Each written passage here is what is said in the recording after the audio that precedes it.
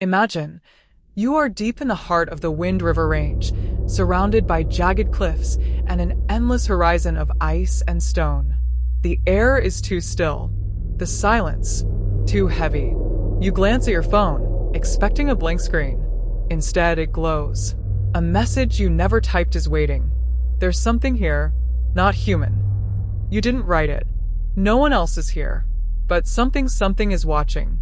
And it wants you to know that you're no longer alone. In that moment, the sky feels too quiet and the mountains breathe like a beast stirring beneath your feet. Don't forget to like and share this story with your friends or closest family members to help spread awareness and caution through storytelling. May you receive great rewards for subscribing, liking, commenting, and sharing the story. Now, let's continue with the story. The summer of 2003 brought warmth to the high valleys of the Wind River Range, but for the Greeley family, it would mark the beginning of an eternal winter. Evan Greeley was 29, a calm, determined man who lived for the solitude of wild places. His passion was mountains, particularly those that rejected crowds. He had already summited peaks across the Pacific Northwest and had written journals filled with quiet reflections and route maps. Wyoming's Gannett Peak had called to him for years. That summer, he finally answered. He arrived in Pinedale alone, checked into a rustic lodge, and spent a night organizing his gear. Locals remembered him, polite, focused, a little distant. He told the innkeeper he would be out of contact for at least 4 days. He smiled. "I'll see you on the other side," he said. Then he disappeared into the wild. Day one of his trek followed Fremont Glacier, a route that, while difficult, was navigable for someone of Evan's experience. He sent a brief satellite message to his brother that night. It read simply, "All good. See you soon." He was never heard from again. When Evan missed his expected return, his family contacted authorities. Within 24 hours, 2 helicopters scanned the glacier routes, and a 6-person rescue team set out on foot. They found nothing until the 3rd day of the search. Near a high ridge west of Gannett, one of the rangers spotted an unusual reflection, a phone, lying screen up on a slab of granite. It had no cracks, no weather damage, no dust. Like it had just been set there. They turned it on. It was still powered. That should have been impossible. Evan's phone, a standard hiking model, would have drained after 48 hours max. It had now been 6 days. The team opened his message logs. No outgoing messages. No recent activity. But one unsent draft remained on the screen. It read, "There's something here. Not human." The rescuers stood in stunned silence. The area around the phone was undisturbed. No footprints. No gear. No signs of panic, struggle, or injury. It was as if Evan had simply vanished and left a warning behind. Later that week, a geophysicist working in a nearby glacial basin submitted a strange report. He had been recording low-level magnetic activity for climate research, but the readings had spiked during the search. For a brief 6-minute window, a localized anomaly had occurred. Magnetic pulses had emerged from the same ridge where the phone was found.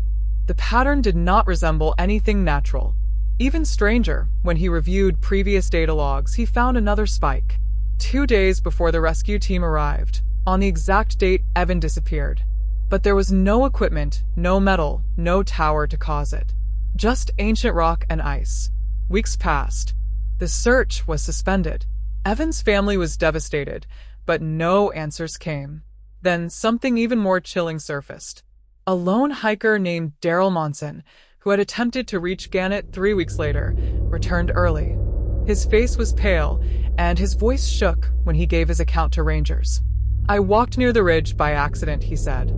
"I didn't know. But the air there, something was wrong. My ears popped like I was in an airplane. I turned around and heard my own steps echo back too slowly, like the mountain was breathing." Daryl never hiked again.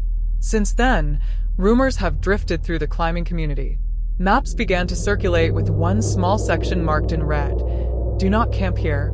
Do not stop. Do not listen." And the draft message still sits in the cloud backup of Evan's phone, saved, unread, never sent. There's something here. not human. It had been a month since Evan Greeley vanished, and the official search had ended with cold finality. But something about the case refused to rest. The phone, the message, the magnetic pulse. It all clung to the minds of those involved like a weight they couldn't shake off. Especially Daniel Rains, the lead ranger from the rescue team. A veteran of the mountains, Daniel had seen snowstorms wipe out entire base camps, avalanches bury climbers alive, and hikers fall prey to thin air and bad luck. But nothing had ever chilled him like the way Evan's phone had been found, sitting upright, waiting, as if placed there deliberately. Daniel couldn't let it go. He requested access to the full satellite telemetry from the days surrounding Evan's disappearance. It took weeks of bureaucracy, but when he finally received the data, his hands trembled. There it was. In the summer of 2004, nearly a year after Evan Greeley's disappearance and months after Cara Bellamy's final transmission, whispers about the Wind River Range began to move beyond ranger posts and hiker forums. They reached the ears of a man who had spent his career chasing signals from places no one could explain. Dr. Lowell Ames was a former astrophysicist turned independent field researcher. He had once worked under a government contract, studying unusual radio bursts and deep frequency signatures picked up in remote areas of the world, Siberia, Patagonia, the Tibetan Plateau. But he'd left that world behind, frustrated by the way findings were buried and teams were silenced. When he obtained fragments of Cara's corrupted audio, something in the tones sent a chill through him. They were not random. They carried structure, pacing, mathematical rhythm. Not noise, not malfunction, a pattern. He wasn't interested in proving what happened to Cara or Evan. He was interested in what lay beneath the mountain and what had finally chosen to speak. Dr. Ames arrived quietly in early August under the pretense of conducting seismic anomaly research. He brought with him a heavily modified field kit, a low-frequency microphone system, a ground-penetrating radar array, and a strange device he'd built himself, something that could emit mirrored signal pulses and listen for what he called intentional reflections. He camped near the same granite ridge, now labeled off-limits due to instability. But no one stopped him. The mountains did not have guards.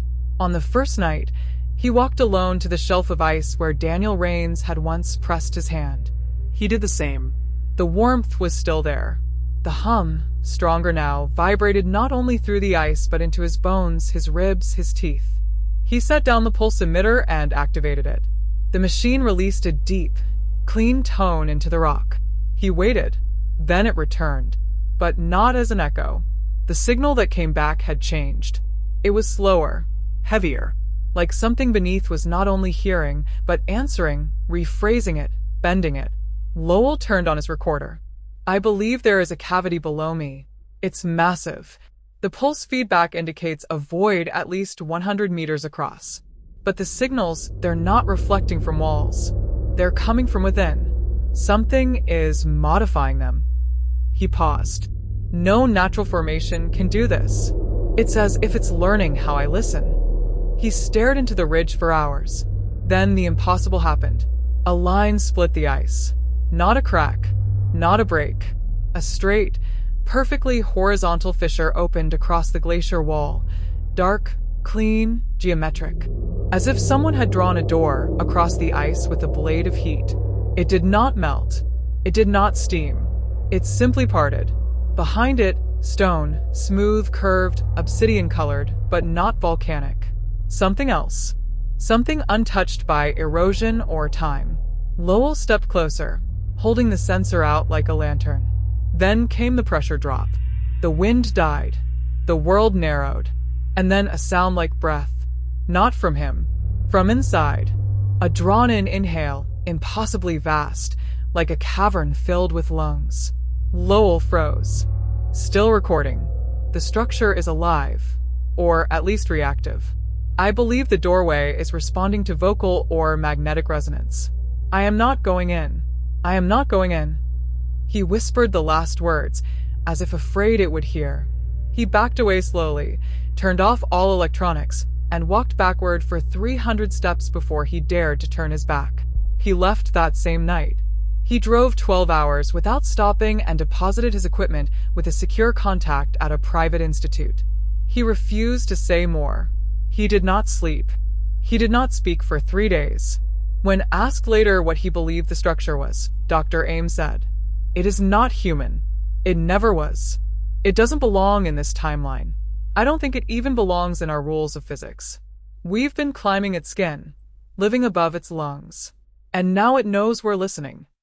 No official expedition was ever sent to the site. But 2 weeks later, several hikers reported seeing something strange from a distance. A black oval in the cliffside, visible only during the blue hour of dusk, gone by sunrise, as if it breathed with the mountain, and waited for night to open again.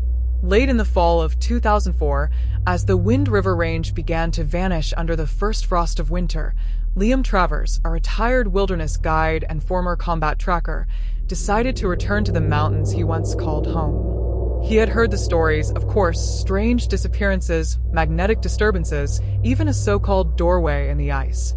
He dismissed most of it. He had seen fear twist truth before.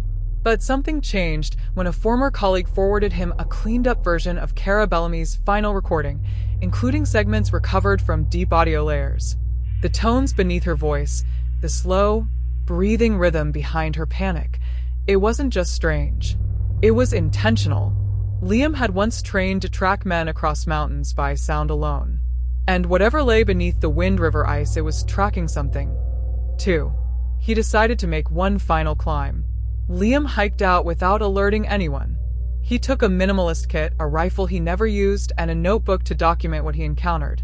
His plan was simple: reach the shelf where the doorway had allegedly appeared and spend the night near it.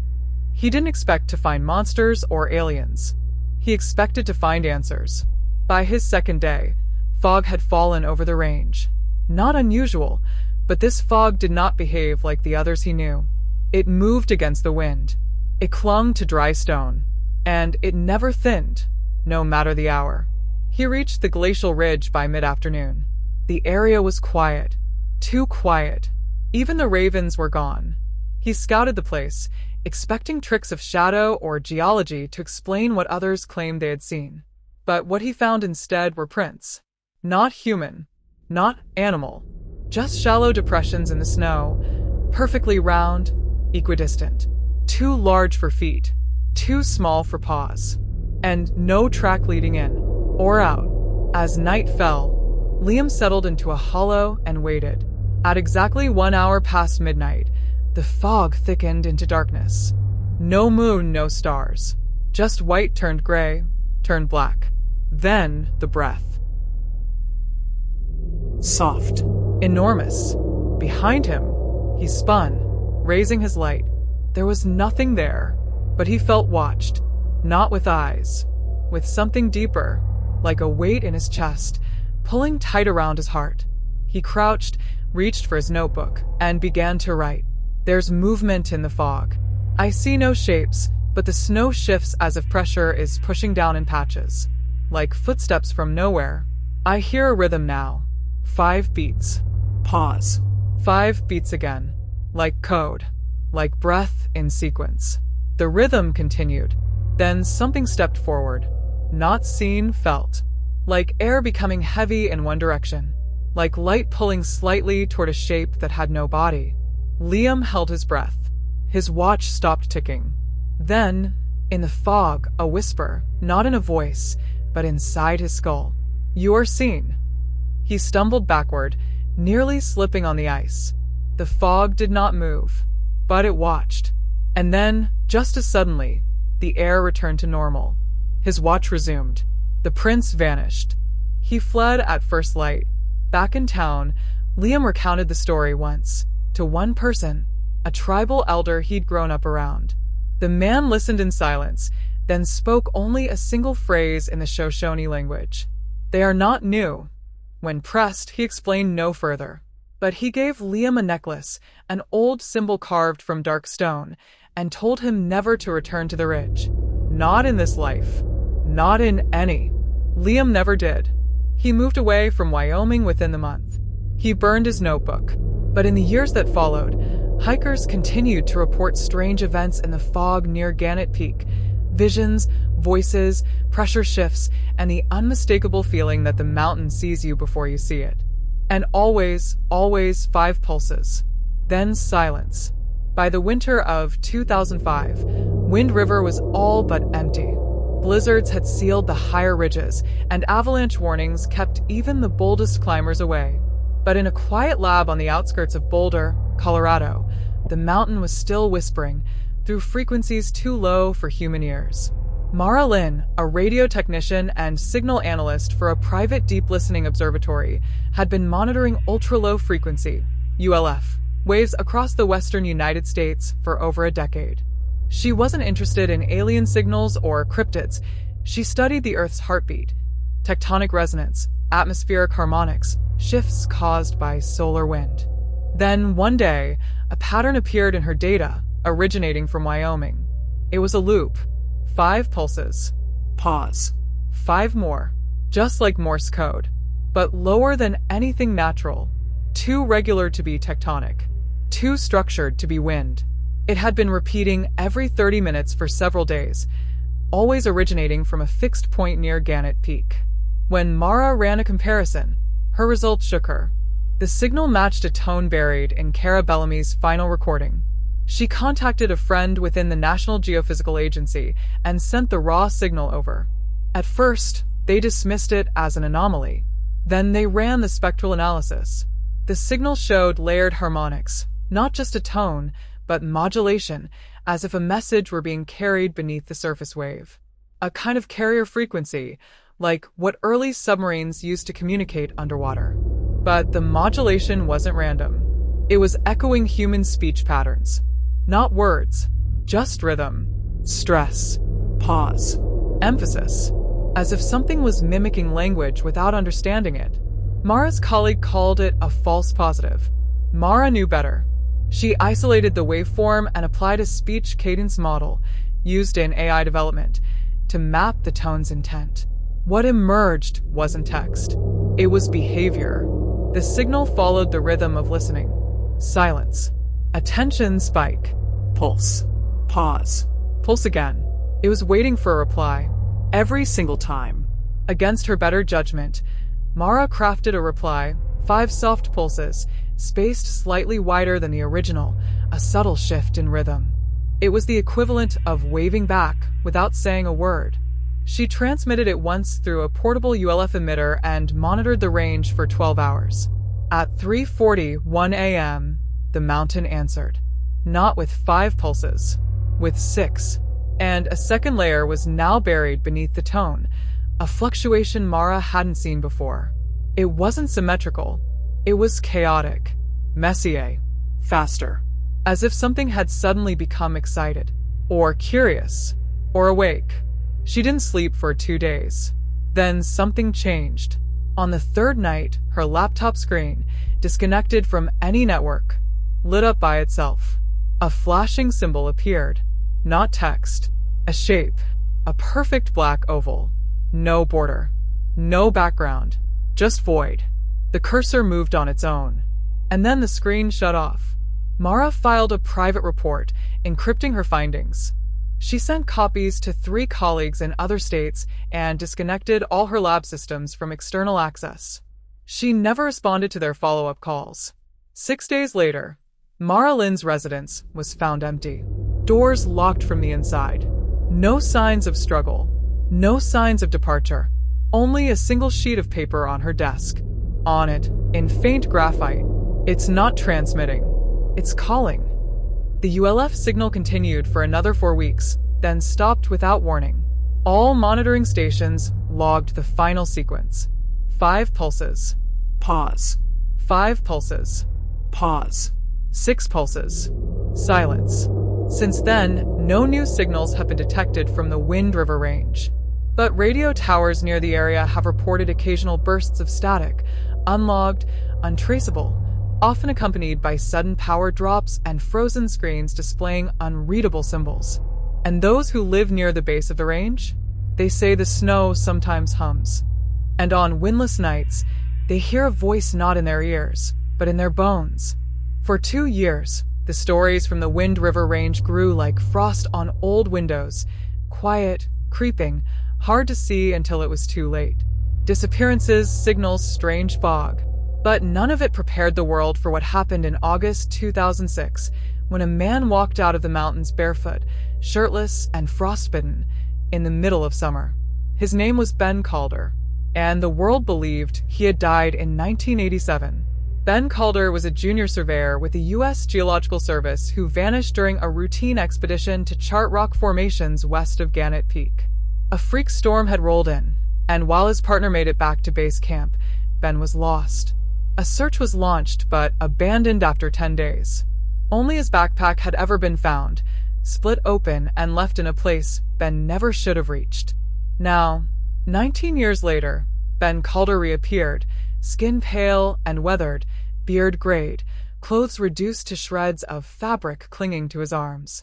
His feet were torn open, blood frozen in his heels, and his eyes, they didn't seem to focus. When a park ranger found him wandering near the Fremont trailhead, Ben didn't speak at first. He looked around as if every tree were watching, as if the sky itself had changed. He was brought to a hospital in Lander, where his vitals showed signs of severe exposure. His internal temperature was too low to be alive, and yet he breathed.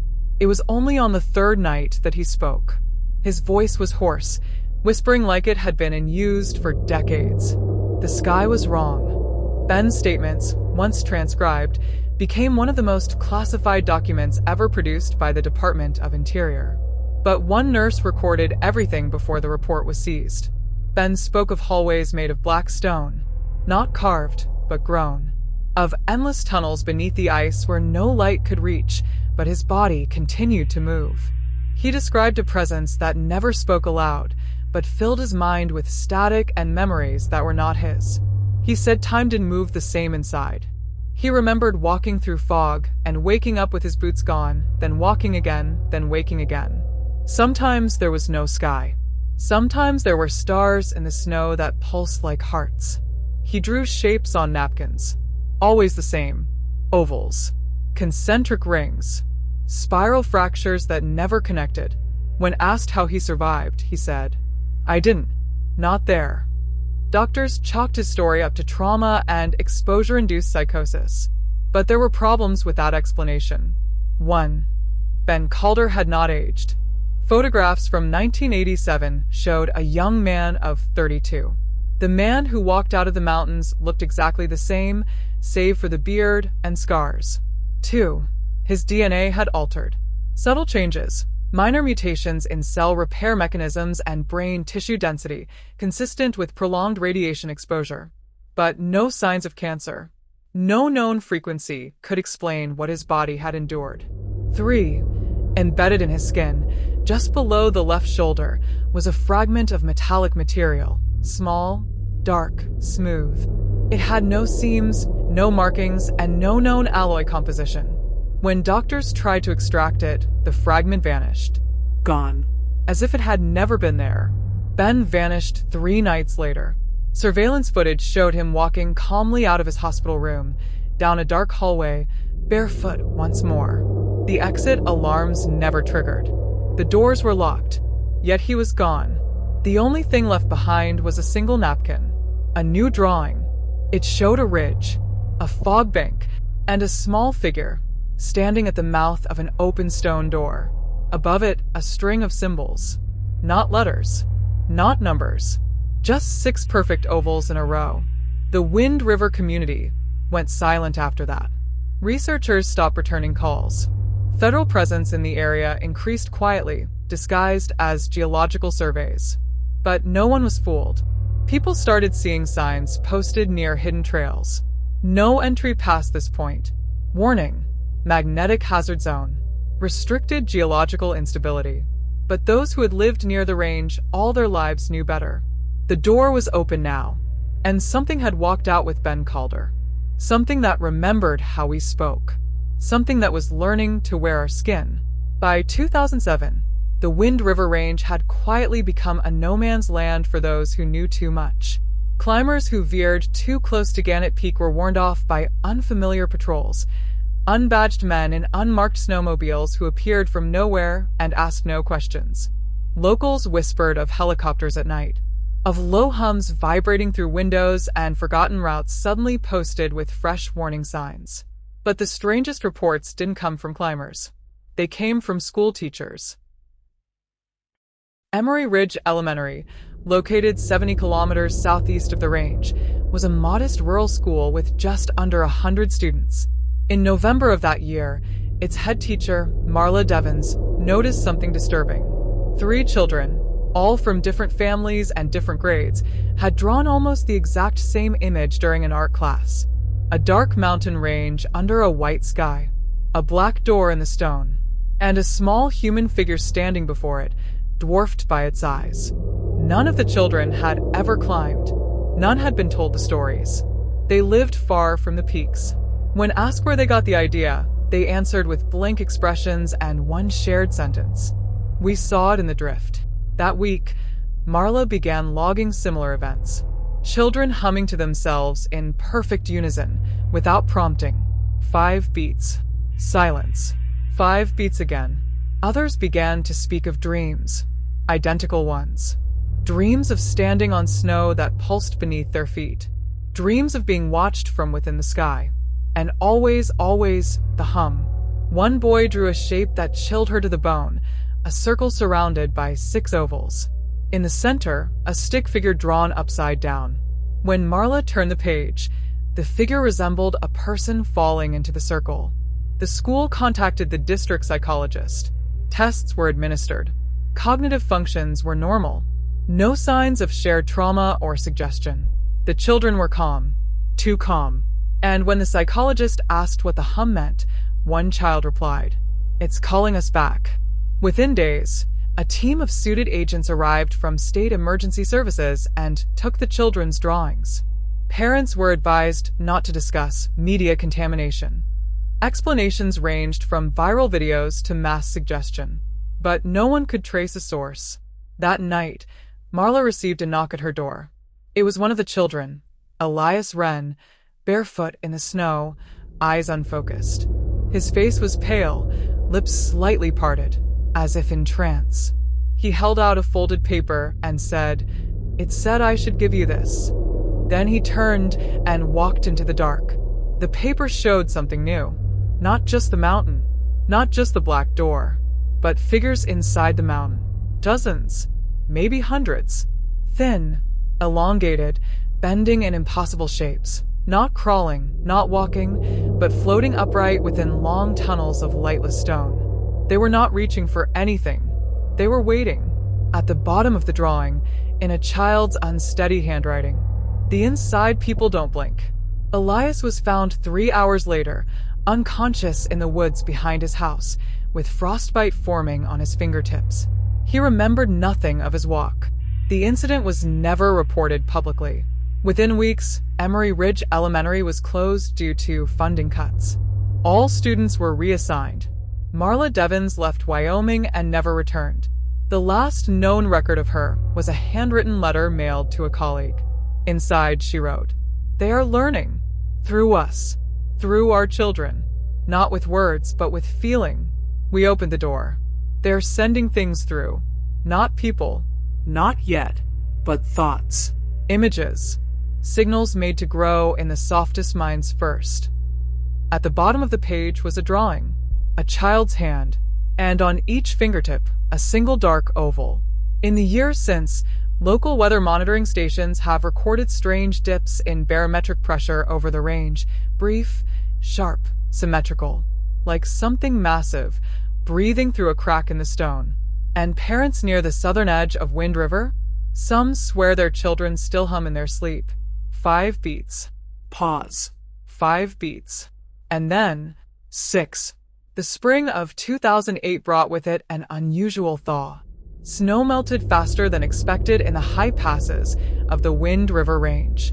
Rivers rose and glacial streams overflowed, revealing things long buried under years of ice. One such discovery came from a hydrologist named Darren Holt, who had been dispatched to record melt patterns near Dinwiddie Creek. It was routine work. Document flow, take soil samples, measure runoff. Nothing unusual until he came across an object jutting from the wet stone at the river's edge. It was a radio transceiver. Cracked, obsolete, caked in sediment, and nearly identical to the ones used in the 1980s by geological survey teams. Darren pulled it free and examined the rusted metal. It was almost unreadable until he spotted the faded white label beneath the grime. Calder, B. Ben Calder, the man who had walked out of the range 21 years after his disappearance. The transceiver should have been long dead, but when Darren brought it back to camp and plugged it into a power converter, it lit up and began to broadcast. The signal was faint, distorted by time and erosion, but it was repeating one short line over and over. Not a voice, but data tones, a series of analog pulses in a pattern Darren didn't recognize. He recorded everything and sent it to a friend at the University of Utah, a signal specialist named Dr. Rhea Mendez. 2 days later, Rhea called him at 2 a.m., whispering into the phone with shaking breath. "It's not a radio signal," she said. "It's a return code." "What does that mean?" Darren asked. "It's how automated probes transmit when they come back online. The transceiver was trying to re-establish a handshake, not with our systems, with something else." She had broken the pattern down and discovered a signature embedded deep within the loop. It wasn't digital. It was organic.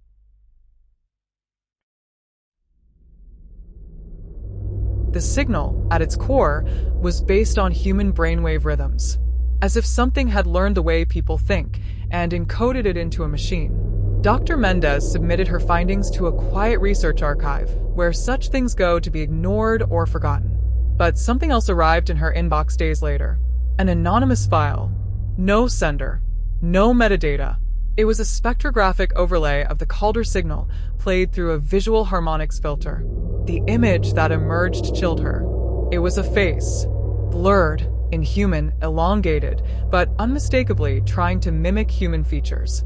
2 dark ovals for eyes. A line for mouth. As if something that had never seen a person was trying to reconstruct one from data alone.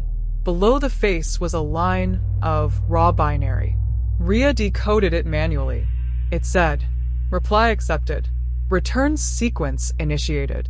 Over the next 10 days, seismic stations across Wyoming picked up rhythmic ground tremors near Gannett Peak. Always the same. 5 pulses. Pause. 5 pulses. Pause. Then 6. Then 9. No natural event could explain the repetition or the increasing count. The pulses came from a fixed point within the ridge, just beneath where the black doorway had once been seen. Researchers theorized it was a response. A countdown. A calibration. A reactivation. At a monitoring station south of Pinedale, 2 engineers recorded something even more impossible. During a 3-minute signal spike, their reflections vanished from the observation window. The glass showed only the room. Empty. They took photos. The photos showed nothing. No bodies. No shadows. No shapes at all. Just a black mountain outside the window. And then, for less than a second, a figure. Too tall. Too thin. Watching from the tree-line, eyes glowing like holes in fabric. When the engineers ran outside, there was nothing. But the air smelled wrong, ionized, like after a lightning strike. The grass near the tree-line was pressed flat in 5 evenly spaced circles. Government presence in the Wind River Range intensified again. A temporary no-fly zone was issued over Gannett Peak for aviation safety and instrument calibration. But no aircraft were ever seen above it. And beneath the mountain, the pulses continued. Now constant. Now accelerating. Now counting upward. 5, 6, 9, 13. Then the signal shifted.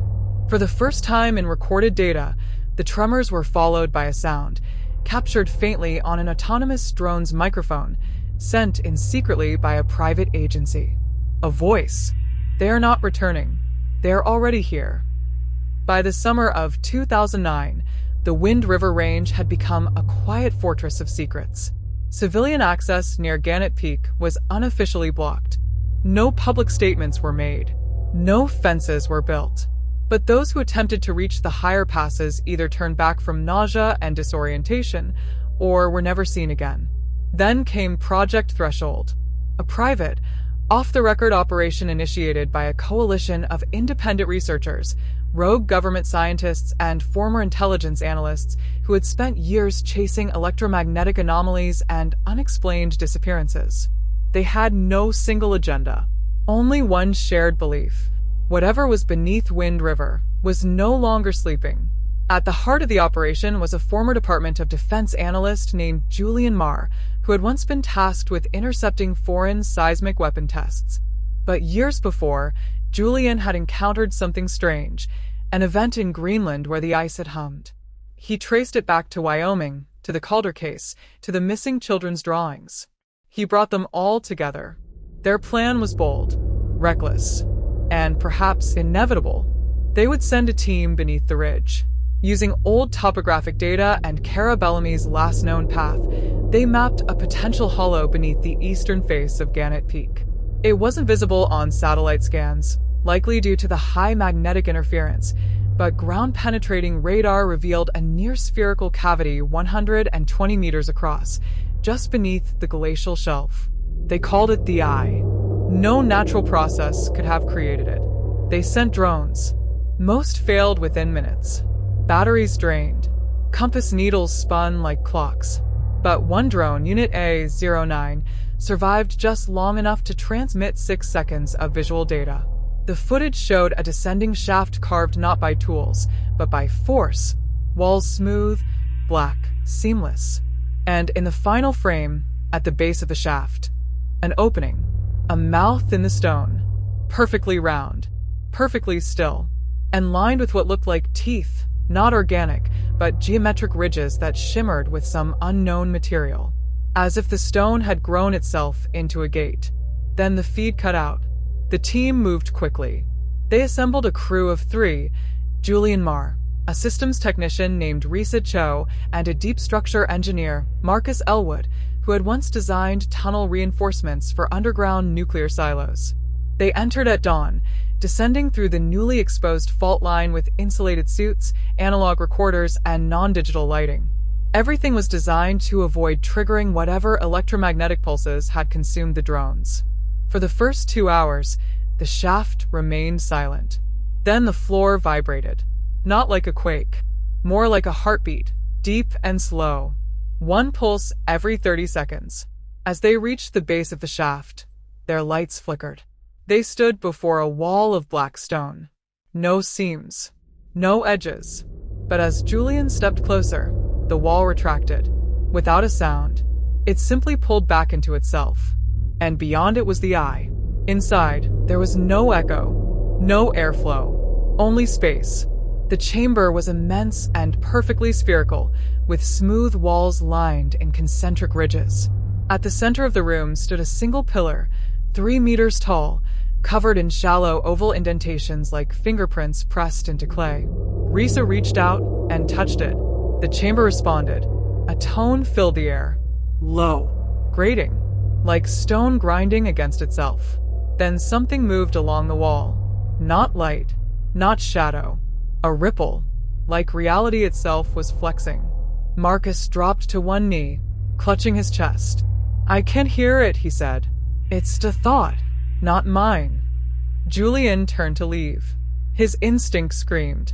But Risa did not move. She stood transfixed, hand still against the pillar. Her eyes wide. Lips parted. When Julian pulled her away, her handprint remained on the stone, glowing faintly, slowly sinking inward as if absorbed. Then the chamber spoke. Not in words, not in sound, but in memory. Each of them saw something. Personal. Precise. Julian saw his childhood bedroom, lit by a sun that pulsed like a heartbeat. The floor rippled beneath him, and the door dissolved into black mist. Marcus saw his mother, standing on a glacier, pointing toward a sky filled with mirrors. Risa saw herself, older, taller, not human, with long limbs and glass eyes, staring into an ocean that breathed. The visions ended in an instant, and the chamber went dark. They fled. Climbing out of the shaft felt longer than the descent. Time bent. The path twisted. Julian swore the walls had changed. When they emerged into the daylight, they were soaked in sweat. Their watches were desynchronized. Each showed a different time. Risa did not speak for 4 days. Marcus left the project and was never heard from again. And Julian? He compiled a report of the event and buried it inside a fragmented server only accessible through ciphered credentials. It was titled simply, "They are not machines. They are not gods. They are inheritance." Since that day, no expedition has returned to the eye. The shaft remains hidden beneath shifting ice and rock, but the pulses continue. Not seismic now, neurological. Increased rates of sleepwalking, shared dreams, migraines centered on the brain's auditory cortex. Something beneath Wind River is not just alive, it is reaching outward, one thought at a time. By early 2010, an unusual pattern began to spread across medical clinics in 3 counties surrounding the Wind River Range. At first, it was unremarkable. A few cases of insomnia, sleep paralysis, and auditory hallucinations. But the patients had never met. Most lived hours apart. And yet, they all described the same dream. I'm standing in front of a black circle. I know it's not a door, but it wants me to think it is. There's something behind it and it knows my name. A neurologist named Dr. Elaine Croft, based in Rock Springs, began compiling the data after noticing that 5 of her patients, ranging in age from 8 to 62, had identical EEG disruptions during sleep. The charts showed deep delta wave interference, synchronized across subjects even when sleeping miles apart. Worse, the frequency disrupting their sleep matched ultra-low pulses recorded in the Wind River seismic logs from the previous year. This was no coincidence.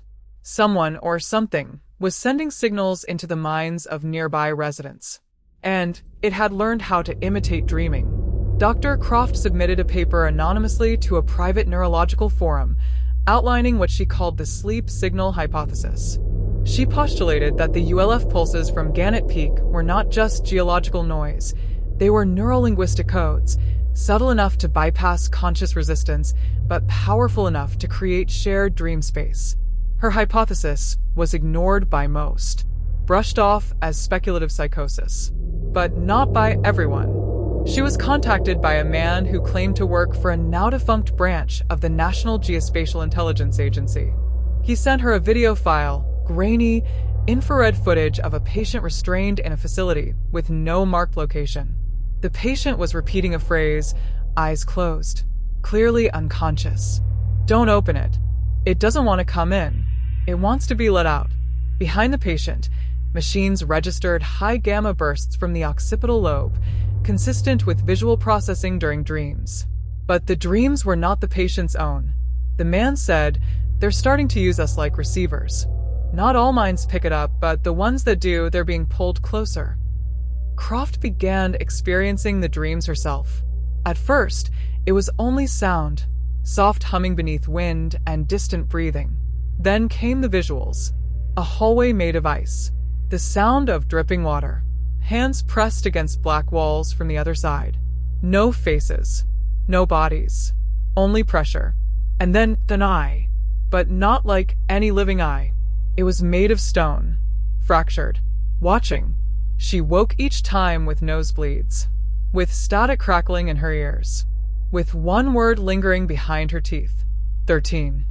When she tried to share her findings with local hospitals, her files vanished from the servers. Her login credentials were disabled. Her cloud backups corrupted. She received an email 2 days later.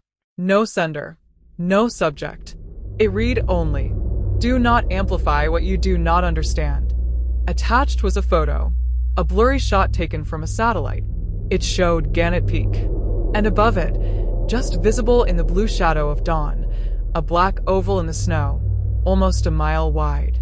Not drawn, not dug, melted, perfect, geometric. Croft left Wyoming. But before she disappeared from all known contact, she sent one final package to a private science collective. Inside was a hard drive. It contained logs of every patient's dream sketch. transcripts, EEG graphs, satellite overlays, and a model she had built.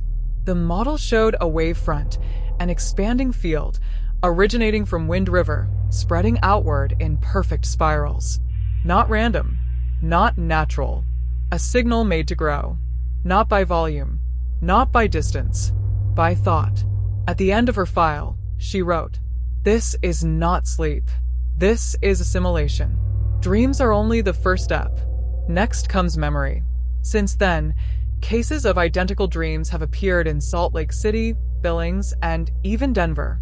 Some speak of a low hum at 3:13 a.m. Some wake with strange words they can't translate. Some simply stop sleeping altogether. But one thing is always the same. They draw the same shape. A black circle, inside 6 ovals. And in the center, a figure drawn smaller each time. As if it's falling deeper. As if it's almost gone. By the winter of 2010, it became clear that whatever force stirred beneath the Wind River Range was no longer confined to the ice. It had bled into the soil, into the air, into the quiet recesses of the human mind. Yet not everyone was blind to it. In a forgotten village near the Wind River foothills, where only 30 residents remained, a man named Caleb Morrow kept a diary. He was 72, a former linguistics professor who had retired to the mountains after his wife's death, content to spend his days studying forgotten languages and carving symbols into cedar bark. He rarely spoke, but his diary, found months later in a cabin buried under snow, contained chilling clarity. January 14th, 2010. I saw the children again. The ones who hum. They walk the tree line at night, but they're not children anymore. Their faces are long, and their mouths don't move. But I hear them anyway. They speak in pressure, in breath. I think they remember me. I don't know why I remember them. January 20th, 2010. My dreams are full of doors that never open. The black circle is everywhere now. I blink and it's in my window. I close my eyes and it floats behind them. The symbols are louder. Not written, spoken. Not sound geometry. I know this language, but I never learned it. Caleb had been sketching variations of a symbol that matched the ancient pre-contact petroglyphs found throughout the Wind River Range, specifically those carved into stone overhangs near Dinwiddie Lakes. Ovals surrounding a central void. Spirals drawn backwards. Stick figures falling. His notes showed alarming insight. They do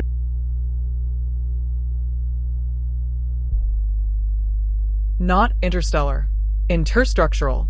They travel through the architecture of thought, carving corridors from idea to idea, jumping from dream to memory, memory to language. That's why the children speak and sleep. That's why I hear them now. They are rebuilding something inside us. On February 2nd, the village lost power for 11 hours during a snowstorm. When service was restored, Caleb was gone. His cabin was untouched. Firewood still stacked. Food uneaten. But etched into the inside of every window was a symbol, deep, gouged into the glass from within. The black circle. The 6 ovals. And below it, a phrase in Old Norse, scratched in Caleb's own handwriting. De Som Husker, Ma Bear Detective. Those who remember must carry it. Weeks later, a historian named Eleanor Finch, who had been translating Neolithic scripts across North America, received an unmarked envelope containing pages from Caleb's diary. She recognized the symbols immediately. They matched an untranslatable glyph found on megalithic stones in Alaska, a cave in northern Chile, and an obsidian disc recovered from Greenland ice, a glyph found at global distances, but with identical form. She began compiling a linguistic framework, one that connected symbols not through language families, but through cognitive anchors, concepts, emotions, dreams. What she discovered shattered her foundation of belief. Each symbol acted as a node, a binding point between individual minds, linking not through sound, but memory resonance. Like tuning forks placed in different rooms, they began to vibrate when exposed to the right signal. Wind River was not unique. It was simply the first to wake up. Eleanor's final note, before she disappeared from her university office without a trace. They're not invading. They're reactivating what was buried in us. Memory is not stored in the brain. It's stored in the geometry of thought. And something is inside the architecture now. Today, there are still people across the Rockies who dream in spirals. Some draw glyphs they've never seen. Some vanish without a sound, leaving only symbols etched into frost-covered glass. And among them are a few who wake up with no memory of who they were, only a pressure behind their eyes, and a name they don't understand. Caleb. By the spring of 2011, the phenomena surrounding Wind River had transcended the local wilderness. Signals, unregistered and untraceable, began bleeding into radio towers, analog television sets, even power lines. The noise was subtle at first, faint static, low pulses beneath late-night music, whispers distorted into weather forecasts. Then came the broadcast.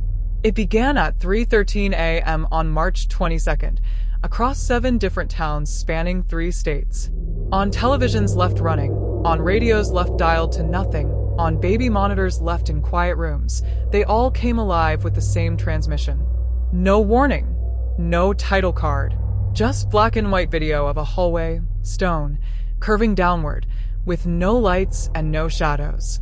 The floor was covered in thin dust, and somewhere in the distance, footsteps echoed, but no figure was ever shown.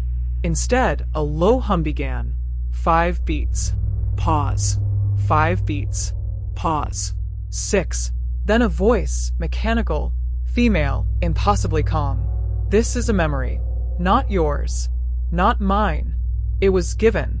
It cannot be returned. If you are hearing this, the gate has adjusted to your rhythm. Your geometry has been recognized. You are now a carrier. Panic spread quietly. Not publicly. There were no headlines. Only message boards. Emergency dispatch logs. Hundreds of late-night calls reporting hallucinations, seizures, and people standing motionless in their homes, listening. In the following days, those who watched the broadcast reported vivid dreams. Visions of stone corridors. Black openings in frozen lakes. Something waiting just behind the veil of light. A linguist in Montana recorded the broadcast and ran it through a sonographic analyzer. What she found hidden in the hums was a second voice, slowed beyond recognition.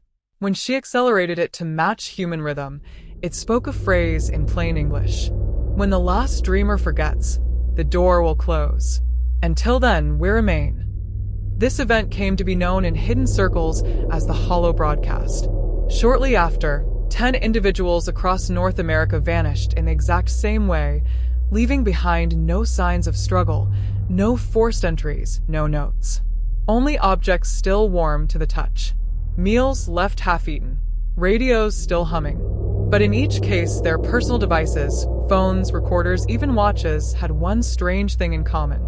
A file had appeared. No file name. No origin. Only a single image.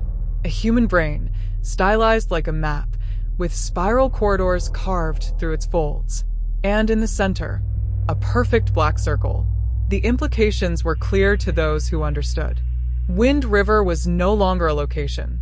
It was now a broadcasting entity, not bound by space, but by resonance, by pattern, by memory. It wasn't reaching outward. It was pulling minds inward. A private communications network known only as Line 13, composed of rogue scientists, intelligence defectors, and whistleblowers, published a final report before going dark. There is no invasion. There is no threat. There is only synchronization. The signal identifies receptive minds, rewrites internal structures, and begins to repurpose memory for shared function. It is not a species. It is not a machine. It is a continuity. Those who vanish are not destroyed. They are reformatted. We believe the original human architecture is retained, but repurposed to hold data that is not ours. The report closed with a personal note from Line 13's last known operator. There is a tower beneath Wind River. Not steel, not stone. It is made of every thought forgotten by those who dreamed of falling. And it is still building. Since that broadcast, others have begun to hear the hum. farther and farther from the range. A woman in Nevada, a child in Ontario, a pilot above the Pacific who woke mid-flight, weeping, with a black circle drawn into the condensation of his window. They're not sure what they're hearing, but something inside them is listening. In the final weeks of 2011, a silent directive began moving through underground networks and ghosted agencies. It carried no insignia, no stamp, only a title burned into an encrypted header. Descent Protocol, Initiate Phase 0. The message was clear. No more observation. No more avoidance. The descent must begin. The Wind River anomaly, once merely monitored, then feared, was now considered active. And the pulse it emitted was no longer just a signal. It was an invitation. Someone had to go in. At a hidden facility near Boulder, a man named Ronan Beck prepared to enter the eye. Ronan was a cognitive systems engineer, formerly with a now-defunct agency that studied neural response to nonverbal input. After the Hollow broadcast, he had gone dark. No publications. No interviews. Just data. Patterns. And something few understood. He had begun dreaming in glyphs. He wasn't afraid. He was ready. Ronan's mind had become increasingly synchronized to the pulse. He heard it without instruments. He could close his eyes and see the tunnel, feel the curves of the chamber, sense the angles that didn't belong to Euclidean space. His thoughts often unraveled in spirals, memory looping over itself until he could no longer tell if he had lived through a moment or been shown it. A small team escorted him to the ridge.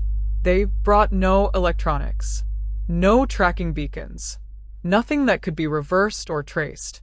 Just old-world tools, chalk, rope, analog journal, and a signal mirror. He descended into the shaft where Julian Marr once stood, where the stone had parted like lungs exhaling.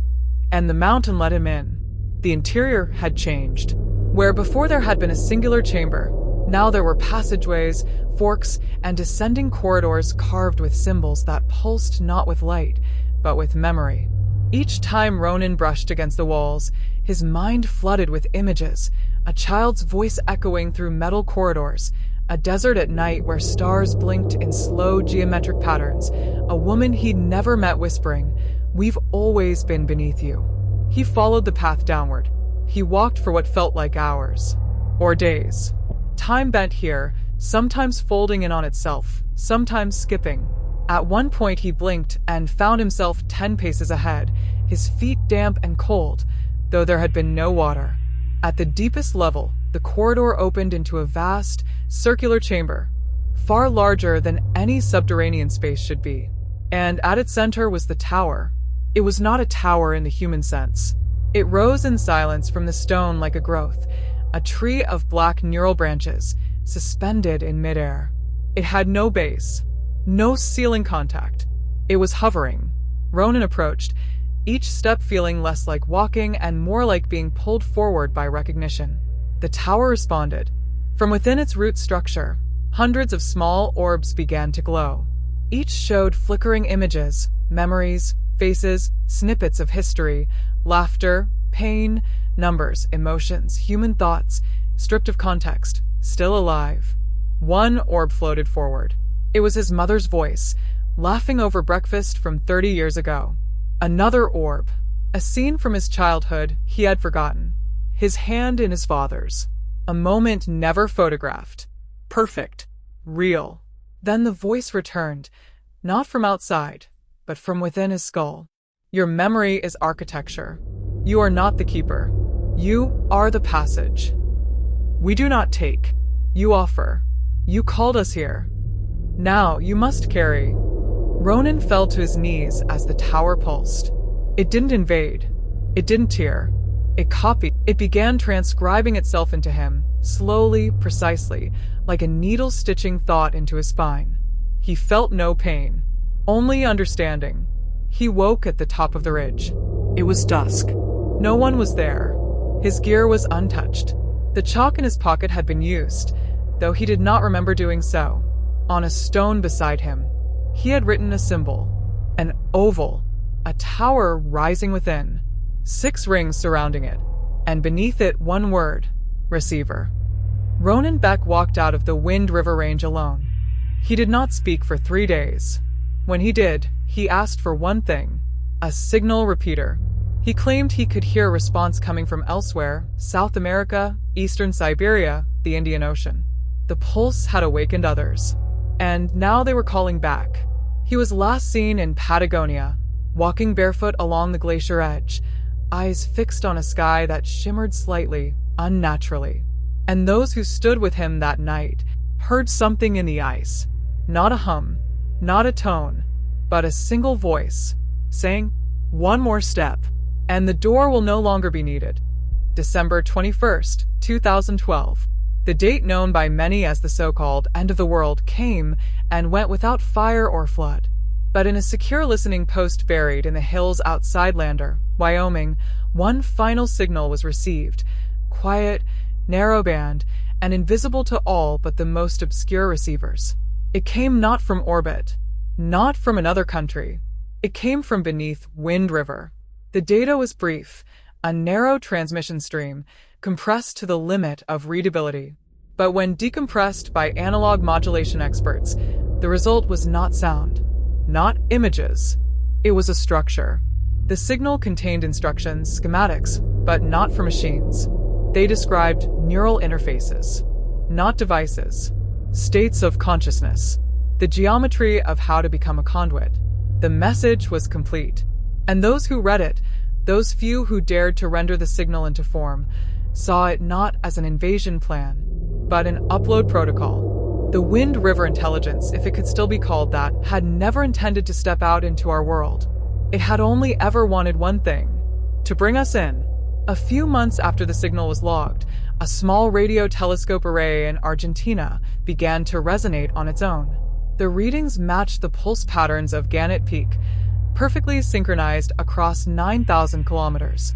Shortly after, another signal was detected in Antarctica, then one off the coast of Kamchatka, then again in the Namibian desert, all underground, all accompanied by similar seismic pulses. The black doors were no longer unique to Wind River. They were everywhere, and now they were opening in sequence. The final known message from Ronan Beck arrived on February 3rd, 2013, through a low-frequency burst captured by a decommissioned submarine buoy. The message had no call sign, no coordinates, only a timestamp, and his voice calm, slow, precise. "I've seen what's coming. It's not extinction. It's not salvation. It's convergence." They were never outside us. They were the shadows left behind when we began thinking, when we dreamed the first time, when we forgot what we used to be. This world is the seed. They are the root. We were meant to awaken together. And now it's time to remember. After this message, all signals from Wind River ceased. No more hums. No more seismic pulses. No more broadcasts. The eye closed. But the dreams didn't stop. Across the globe, people continue to report identical visions. A descent into stone halls without beginning or end. A black tower growing through the minds of strangers. Symbols that shine behind closed eyelids. Voices that speak in spirals. A soft hum just before waking that leaves them with a single word in languages they do not speak. That word is always the same: conduit. In quiet circles, in hushed data logs, in fragments of erased research, Wind River is not referred to as a place anymore. It is called the origin node, the first signal, the first reawakening. And whatever it made of us, whatever it became through us, it no longer needs a doorway, because the door was never stone. It was never ice. It was us.